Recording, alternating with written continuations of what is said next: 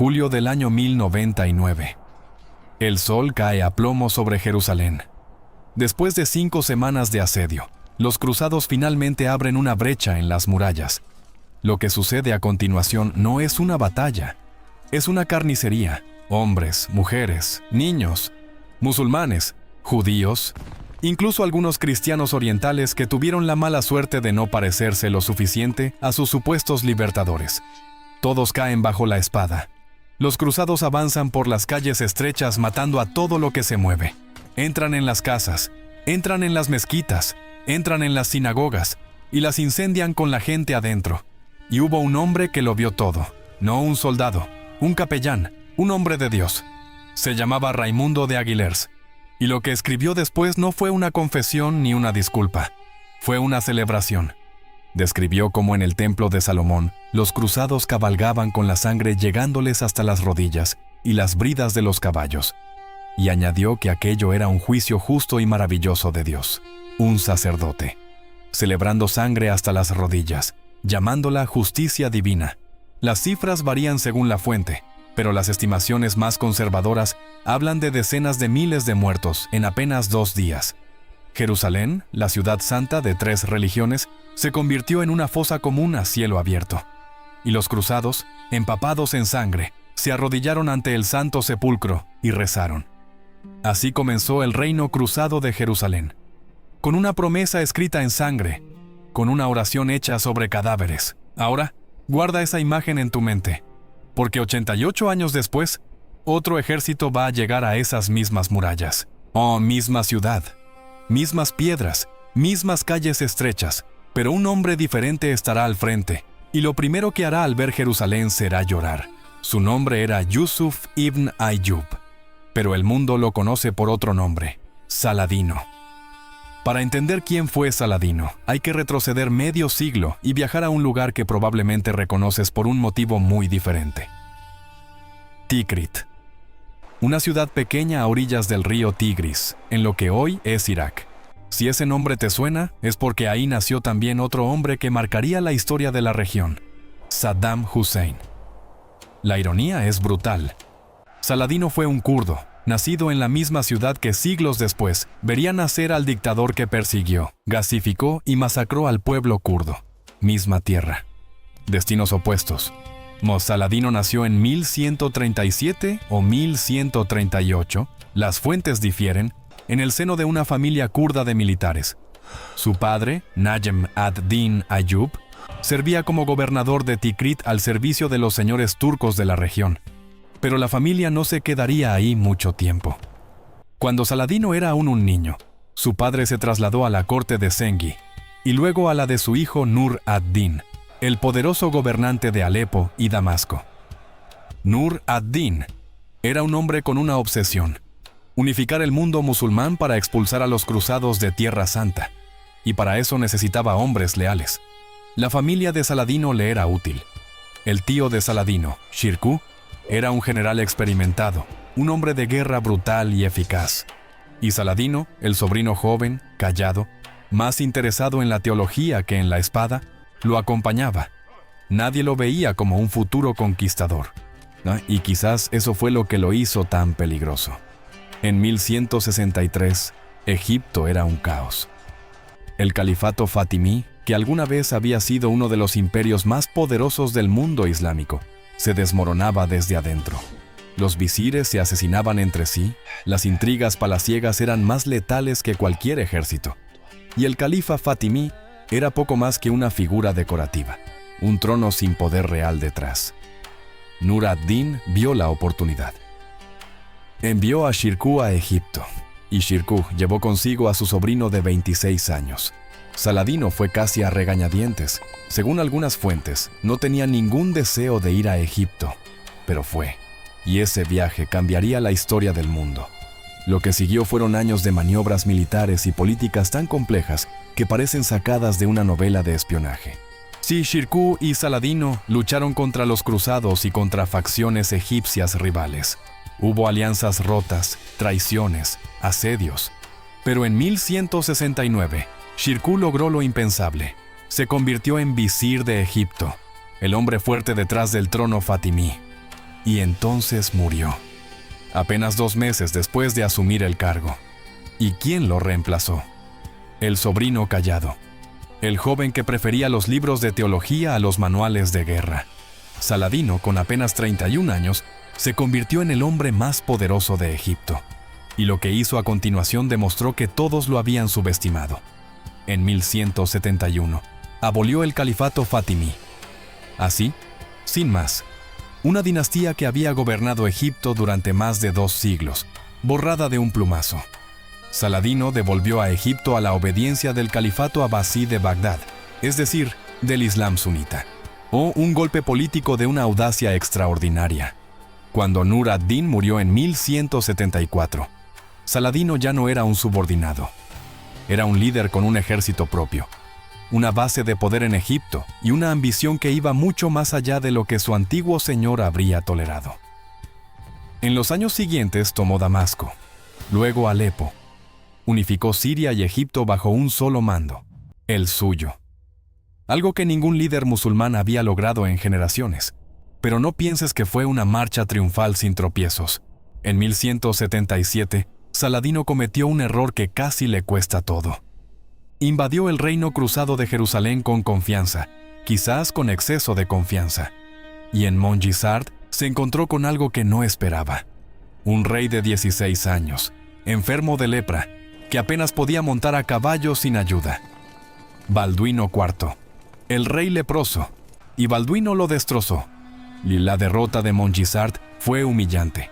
Saladino escapó por poco, huyendo en camello a través del desierto mientras su ejército era masacrado. Perdió la mayoría de sus tropas. Perdió su reputación de invencible. Fue la peor derrota de su vida. Pero no se rompió. Aprendió, reagrupó y esperó. Porque Saladino entendía algo que sus enemigos no: que la paciencia es un arma más letal que cualquier espada. Mientras Saladino reconstruía su poder con la calma de quien sabe que el tiempo juega a su favor, al otro lado de la frontera los cruzados hacían todo lo posible por destruirse a sí mismos. Y ninguno contribuyó más a esa autodestrucción que un hombre llamado Reinaldo de Chatillon. Reinaldo era un noble francés que había llegado a Tierra Santa buscando fortuna, y la encontró a través del matrimonio, la brutalidad y una completa indiferencia por cualquier concepto de honor. Era un hombre que rompía cada tregua que firmaba, que atacaba cada caravana que pasaba, que saqueaba sin distinguir entre soldados y peregrinos. En una región donde los acuerdos entre cruzados y musulmanes permitían una coexistencia frágil pero funcional, Reinaldo era una bomba de tiempo. Asaltaba caravanas musulmanas que viajaban bajo la protección de tratados de paz. Robaba a comerciantes. Secuestraba peregrinos que iban camino a la Meca. Y en un acto de provocación casi suicida, construyó una flota en el Mar Rojo y amenazó con atacar las ciudades santas del Islam, la Meca y Medina. La Meca y Medina. Los lugares más sagrados del Islam. Imagina la reacción, no solo de Saladino, sino de todo el mundo musulmán. Saladino juró que mataría a Reinaldo con sus propias manos. No era una amenaza vacía, no era retórica de guerra, era una promesa. Y Saladino era un hombre que cumplía sus promesas. Pero Reinaldo no actuaba solo. El rey de Jerusalén, Guy de Lusignan, era un hombre débil, inseguro, que había llegado al trono por matrimonio y que no tenía ni la autoridad ni la voluntad para controlar a sus propios varones. El consejo del reino estaba dividido. Los moderados, liderados por Raimundo III de Trípoli, pedían prudencia, negociación, mantenimiento de las treguas. Los halcones, liderados por Reinaldo y el gran maestre del temple, Gerard de Ridefort, pedían guerra. En 1186, Reinaldo atacó otra caravana. Esta vez, según algunas fuentes, entre los viajeros iba una hermana de Saladino. Saladino exigió compensación. Guy de Lusignan le pidió a Reinaldo que devolviera lo robado. Reinaldo se negó, y con esa negativa selló el destino del reino de Jerusalén. Julio de 1187. El calor del verano en Galilea es algo que hay que sentir para entender. No es solo calor, es un muro invisible que te aplasta. El aire tiembla sobre las rocas, no hay sombra, no hay brisa, y sobre todo, no hay agua. Saladino lo sabía, y construyó su trampa alrededor de eso. convocó al mayor ejército que el mundo musulmán había reunido en generaciones. Según las fuentes, entre 20 y 30,000 hombres, caballería pesada, arqueros montados, infantería. Cruzó el Jordán y atacó Tiberíades, donde estaba la esposa de Raimundo de Trípoli. Era una provocación deliberada, calculada. Saladino quería que los cruzados salieran de sus fortalezas, quería que marcharan. Y Guy de Lusignan, tan presionado por Reinaldo y por Gerard de Ridefort, cometió el error más catastrófico en la historia de los estados cruzados.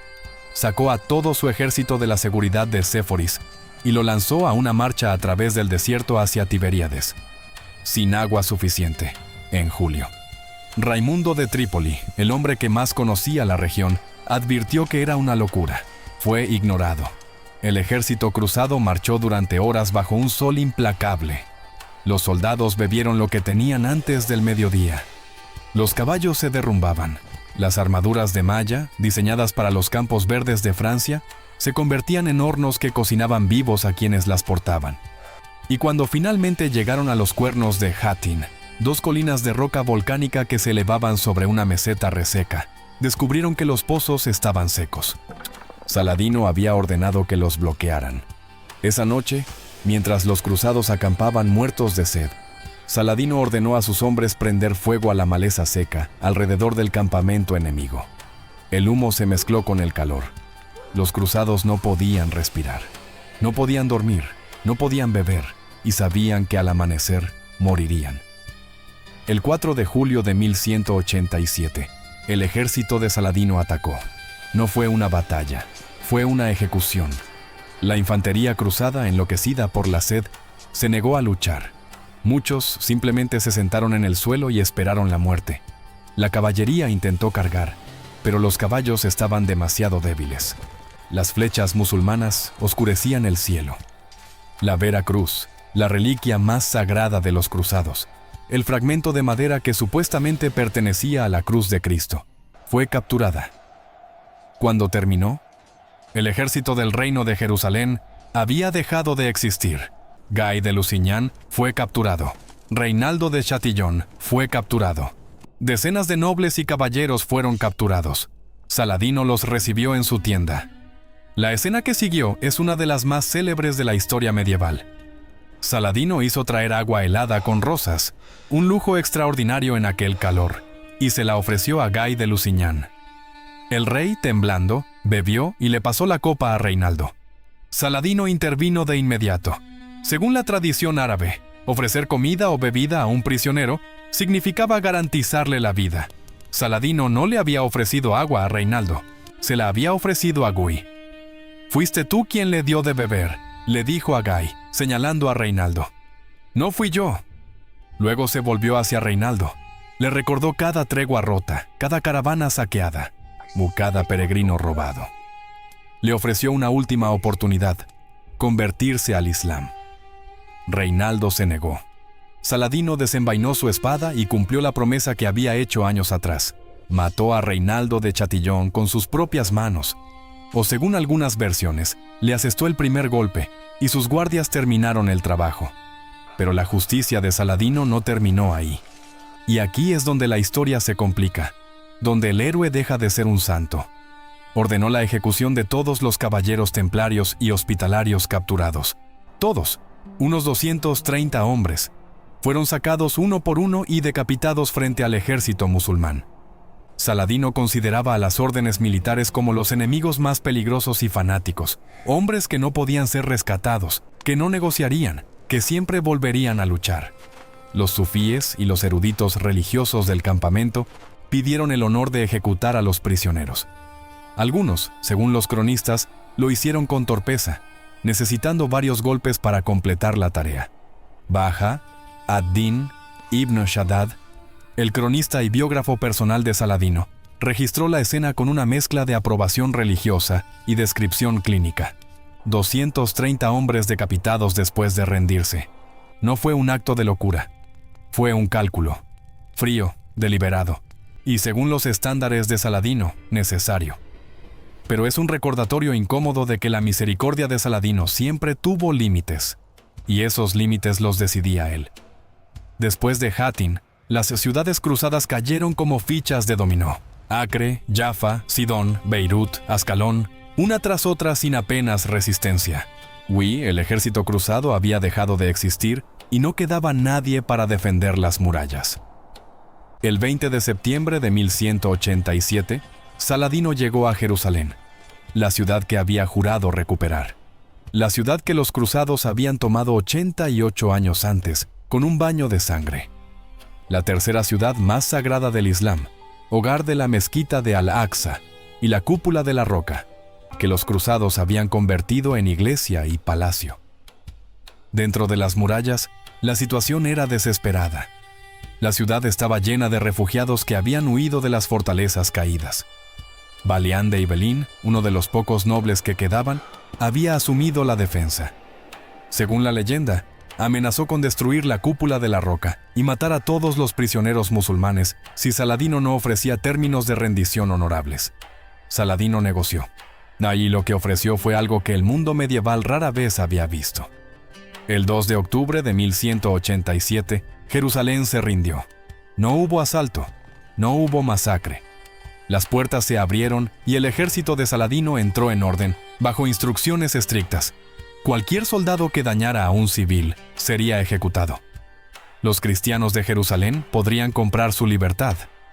El precio: 10 dinares de oro por cada hombre, 5 por cada mujer, 1 por cada niño. A quienes pudieran pagar se les permitiría marcharse con sus posesiones, escoltados hasta territorio cristiano. Piénsalo un momento. En 1099, los cruzados entraron a Jerusalén y mataron a todos. En 1187, Saladino entró y puso un precio, no a la muerte, sino a la libertad. Pero aquí viene la parte que muchos documentales omiten. La parte que convierte esta historia de una fábula en algo real. Mas no todos podían pagar. 15,000 personas, hombres, mujeres y niños, no tenían los dinares necesarios para comprar su libertad. 15,000 almas que se quedaron dentro de las murallas cuando los plazos se cumplieron. Y esas 15,000 personas fueron esclavizadas. Saladino, con su propio dinero, liberó a varios miles. Su hermano, Aladil, pidió 1,000 prisioneros y los liberó a todos. Balián de Ibelín pagó por otros tantos con el dinero de las arcas del reino. Pero no fue suficiente. Miles de personas marcharon hacia los mercados de esclavos. Y mientras eso sucedía, el patriarca Heraclio, el líder de la iglesia cristiana en Jerusalén, salió por las puertas de la ciudad cargando con él carros repletos de oro, plata, alfombras y reliquias, tesoros de las iglesias de Jerusalén. No riqueza suficiente para haber pagado la libertad de cada uno de esos 15,000 cautivos. Y no lo hizo. Los oficiales de Saladino le rogaron que confiscara esos tesoros, que obligara al patriarca a pagar por la libertad de su propia gente. La lógica era aplastante. La justicia lo exigía. Saladino se negó. Había dado su palabra de que quienes pagaran su rescate podrían marcharse con sus posesiones. El patriarca había pagado su rescate. Sus posesiones eran suyas. Una promesa era una promesa. ¿Ves la paradoja? La misericordia de Saladino liberó a miles, pero su honor, su insistencia en cumplir su palabra incluso cuando esa palabra producía un resultado monstruoso, condenó a otros miles. El patriarca cristiano eligió el oro sobre su gente, y Saladino eligió su promesa sobre la justicia obvia. Lo que no hizo Saladino también cuenta. No tocó el Santo Sepulcro, el lugar más sagrado de la cristiandad. Lo protegió. Permitió que los peregrinos cristianos siguieran visitándolo. Retiró la cruz que los cruzados habían colocado sobre la cúpula de la roca, limpió la mezquita de Al-Aqsa y la devolvió al culto islámico. Pero no destruyó una sola iglesia. En 1099, los cruzados destruyeron todo lo que no era suyo. En 1187, Saladino preservó todo lo que no era suyo. Misma ciudad, mismas murallas, hombres completamente diferentes. La caída de Jerusalén sacudió a Europa como un terremoto. El Papa Urbano III, según la tradición, murió de la impresión al recibir la noticia. Se convocó una nueva cruzada, la tercera, y esta vez vinieron los reyes más poderosos del continente. Federico Barbarroja del Sacro Imperio Romano, Felipe Augusto de Francia, y Ricardo Corazón de León de Inglaterra. Lo que vino después ya no fue la reconquista de Jerusalén. Fue el epílogo de una guerra que nadie podía ganar del todo. Ricardo era todo lo que Guy de Lusignan no había sido: carismático, audaz, un genio militar. Llegó a Tierra Santa en 1191 y de inmediato cambió el equilibrio del conflicto. Tomó Acre después de un largo asedio. Derrotó a Saladino en Arsuf. Marchó hacia el sur a lo largo de la costa, reconquistando fortaleza tras fortaleza. Pero Jerusalén no cayó. Ricardo sabía que podía llegar a las murallas, pero también sabía que no podía mantener la ciudad si la tomaba. Sus líneas de suministro eran demasiado largas. Su ejército, demasiado pequeño para una guarnición permanente. Se acercó 2 veces a Jerusalén y 2 veces se retiró sin atacar. Y en medio de esta guerra se desarrolló algo inesperado. Un respeto mutuo entre los 2 enemigos que se convirtió en leyenda. Cuando Ricardo cayó enfermo de fiebre, Saladino le envió a su médico personal. Le envió frutas frescas y nieve del monte Hermón para bajarle la temperatura. Cuando el caballo de Ricardo murió en batalla, Saladino le envió 2 caballos de su propia cuadra. Gestos que en el mundo medieval no eran simples cortesías, eran declaraciones de honor, reconocimientos entre iguales. Ricardo, a su vez, respetaba a Saladino como a ningún otro adversario.